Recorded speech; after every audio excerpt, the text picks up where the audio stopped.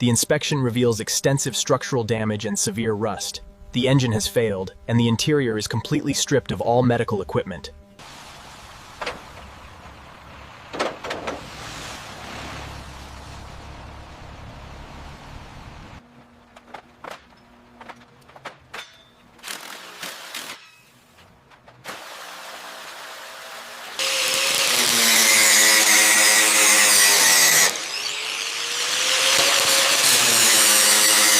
Did you get the torque specs for these head bolts?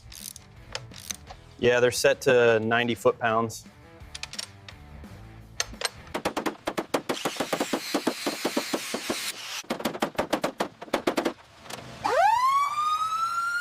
Watch the hydraulics when you push it in.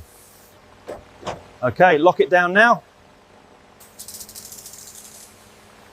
Reassemble all parts, test engine, brakes, siren and equipment. Ambulance is now ready for emergency service.